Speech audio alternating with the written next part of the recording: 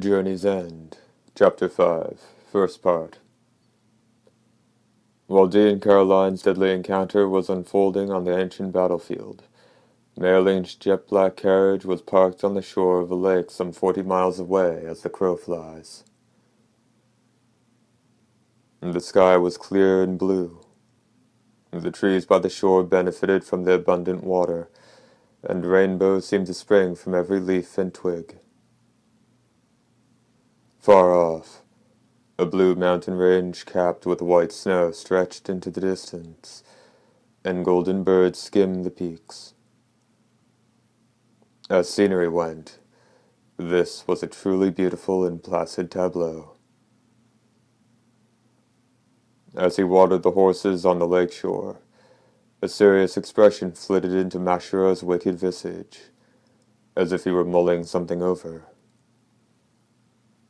He'd been that way since a short while earlier, when he'd parted company with Caroline.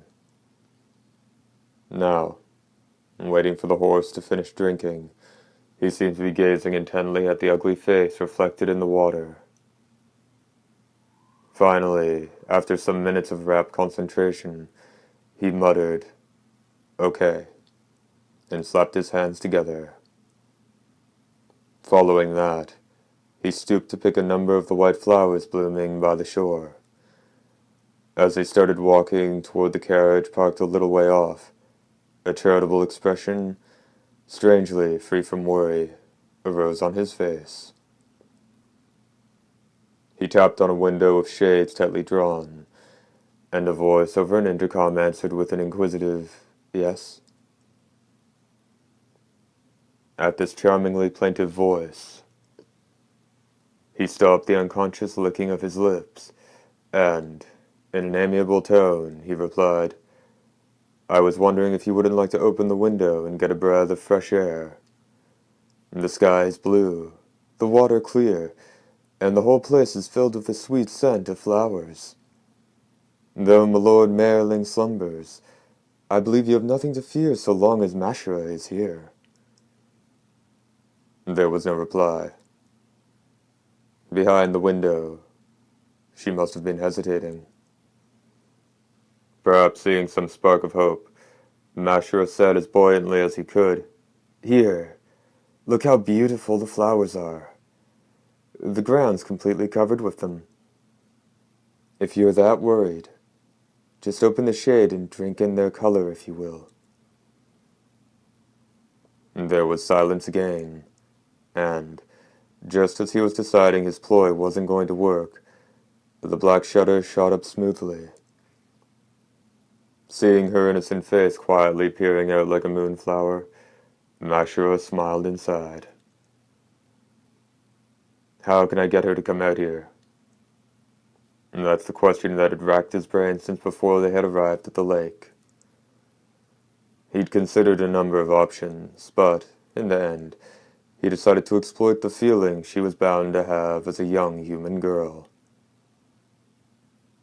Even if she was with her boyfriend, even if he'd expressly told her not to go outside, there was no way a maiden of her tender years wouldn't want a breath of fresh air after being cooped up in a carriage for days. After all, the darkness was no place for a human to live. Ever since Mashura had taken Marilyn's place at the reins at dawn, he had schemed of using the girl's humanity to his advantage. Planning ahead, he took the carriage off the road and steered it to this remote locale. "Say, how do you like these?" Mashura quickly thrust a bunch of flowers he'd concealed behind his back against the window pane. And the girl's eyes became terribly blurred, and her white hand reached out. It bounced off the window pane in vain. "What are you waiting for? What's the harm in merely stepping out for a bit of fresh air?" And then Mashura became even more empathic. "The flowers are in bloom.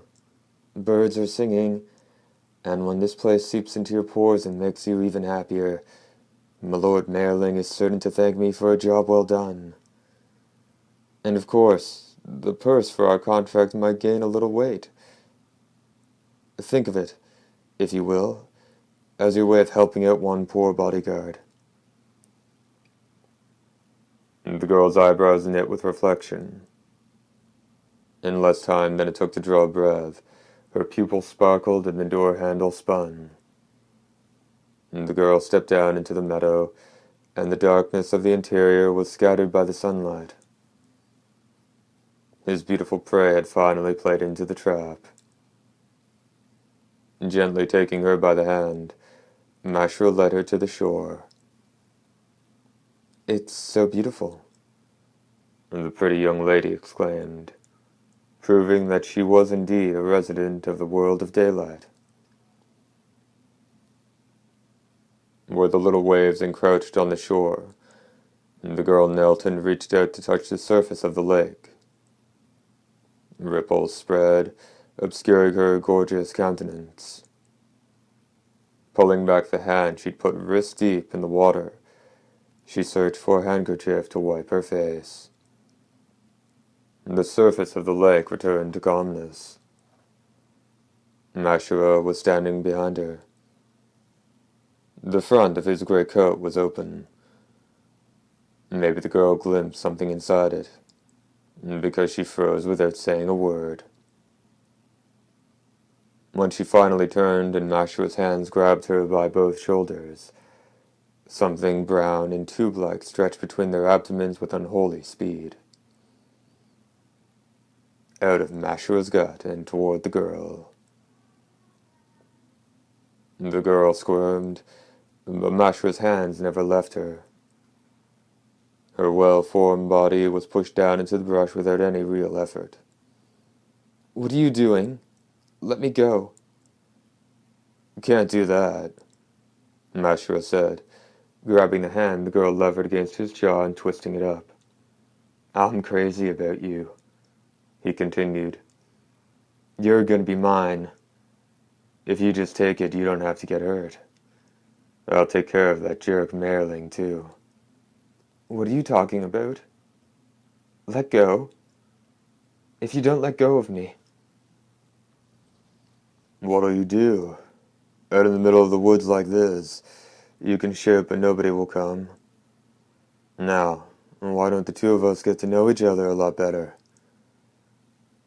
A mouth burning with desire tried to close on her lips, which trembled with fear and anger. It was then that intense gunfire resounded. As Mashra jerked up his head, there were tremendous explosions of pain in his jaw and crotch. Grunting as she pushed his body off, the girl got up quickly. Behind the carriage, she spied what looked to be a huntsman with a still-smoking rifle thrown over his shoulder. There'd be someone around, after all. The girl quickly ran for the carriage. The huntsman cut her off. Unsettling shadows clung to his scraggly, bearded face. "Missy, what in the blazes are you?" he asked. "Excuse me?" "Don't play dumb with me. This here carriage has got to belong to the nobility. Why on earth would you be trying to get into it?" "The truth is," as the girl hemmed and hawed, the huntsman threw a vulgar laugh her way. Suddenly, he grabbed her chin with one hand. With his substantial strength, the man exposed first one side of the girl's neck, then the other. "No wounds. Meaning you hooked up with a noble of your own accord, didn't you? You little traitor. Once I've taken care of that bastard, I'll learn you a thing or two. And when you've known a real man's touch, I'll send you to join your bloodsucker." An unbelievably fierce gale was blowing in the girl's head. "This man means me harm, too," she thought. "The moment I set foot outside of the carriage, I meet with one misfortune after another. Oh, if only I'd stayed with my love."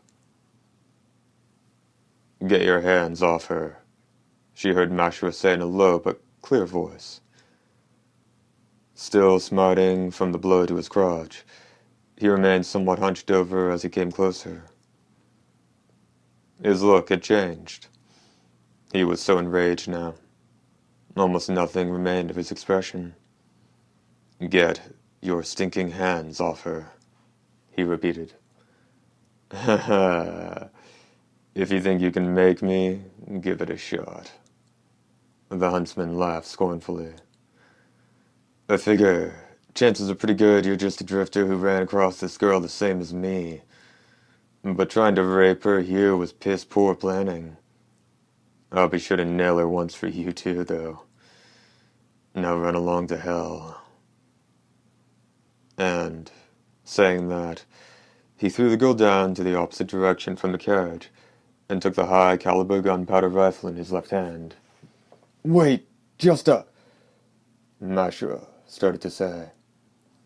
But with an explosive bang, like a hammer striking steel plate, an enormous hole opened right in the middle of his heart. His hunched body was thrown back over 6 feet. A scream rose from the girl, and the air was clouded by vermilion mist.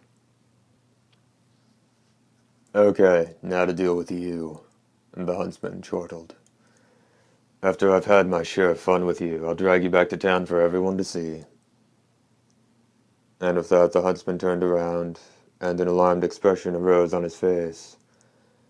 And the girl's face had been flooded by a look of sheer terror. Following the path her eyes had taken, now it was the huntsman who froze. Mashra was coming toward them, covered with blood, a gaping hole in his chest where he'd taken the high-caliber shell. And there was no need to see how his eyes had lost their light when the bloodless face was that of a corpse. And the way he walked was strangely stiff, almost as if it was something he wasn't accustomed to doing. And the huntsman shouted something. His rifle seemed to howl in response. Mashra's head exploded like a watermelon. It may well have been that his steps became swifter at that point because his load had just been made that much lighter. And the huntsman couldn't move. The nerves that drove his body had withered to nothing when the rifle he placed so much stock in had proved ineffective. And the hands of the headless man reached out and grabbed hold of the huntsman's powerful shoulders. "You know, I was just getting used to this body. Now I'll take yours, you bastard." There wasn't even time to notice how this voice, so unlike Mashra's, reverberated from his belly before something like a brown tube sank into the huntsman's abdomen, rising from the same spot on the walking corpse. Several seconds passed. For the girl, it was a nightmarish eternity. "The transfer is complete," the voice said from his new belly. The belly of the huntsman, that is. Without wasting time to watch the headless corpse tumbling to the ground, the girl, who'd long since reached her limit of horror, and gave a scream and dashed off into the forest. Though the huntsman followed her with his eyes, for some reason he didn't set out after her. "There's no use in her trying to run," he snickered. "But I only gave her a little of me, so we're not quite ready to start either. Guess I might as well have myself a little game of hide-and-seek," he muttered, starting after her at a brisk pace. Page break indicated by a small cross.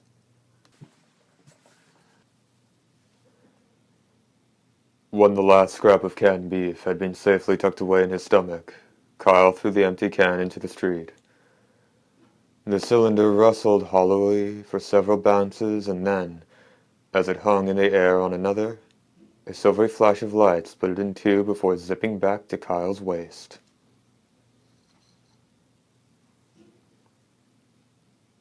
It was the main street of the ghost town. Kyle was sitting on the edge of the boardwalk that jutted from the front of the saloon. When rain soaked streets like these, the mire could be difficult for pedestrians to negotiate. Parked in front of the drugstore, the bus opened its door and Borgoff stuck his head out. He seemed on edge. "What do you want to do, bro?" Kyle asked, getting to his feet. Borgoff made a concerned face.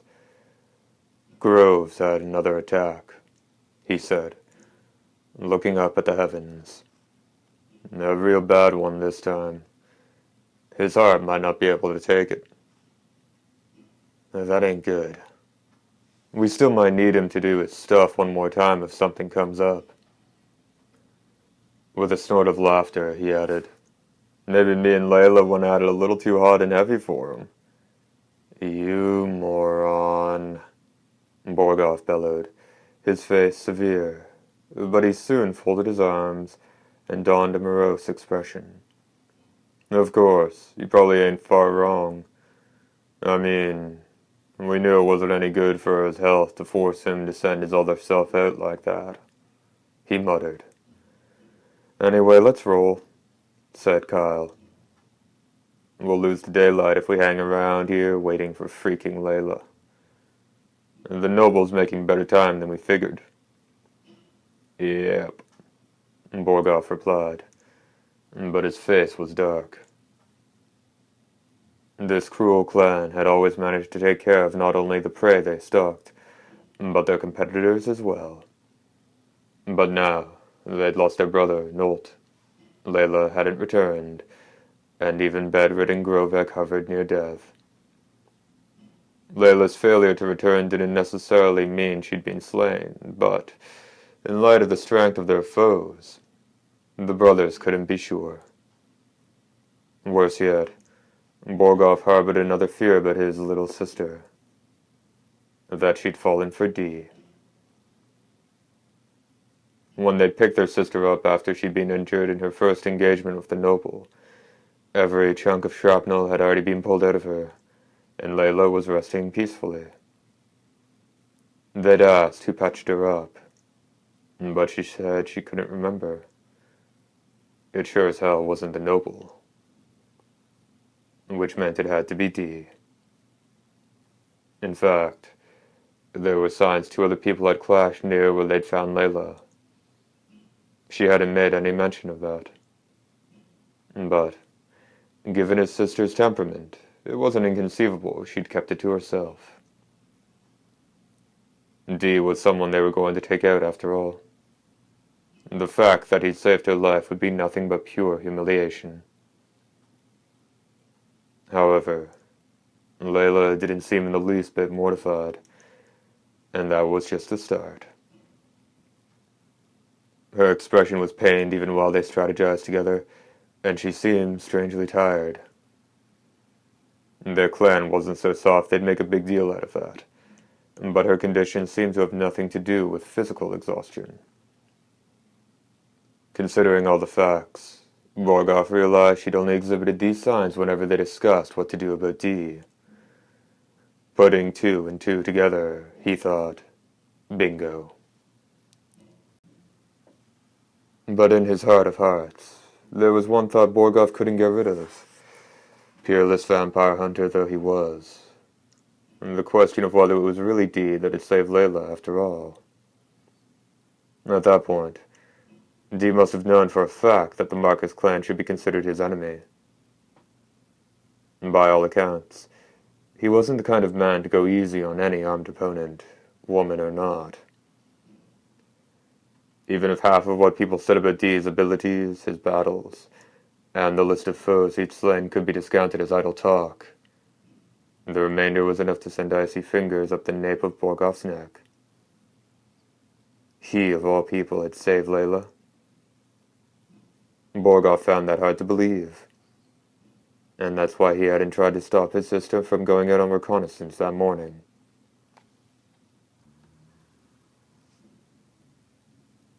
Borgoff swept away the tangled knot of ideas.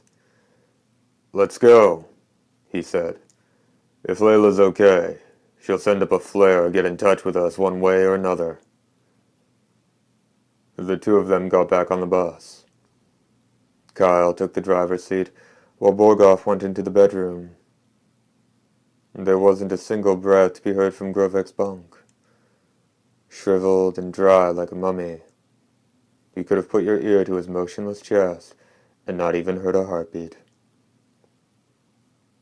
Right now, this Grovek was indeed dead. When Borgoff looked down at the lifeless husk of his youngest brother, a pained and human expression crept into his supremely fierce face, and then the bus shook a little as it began to move. First part, end.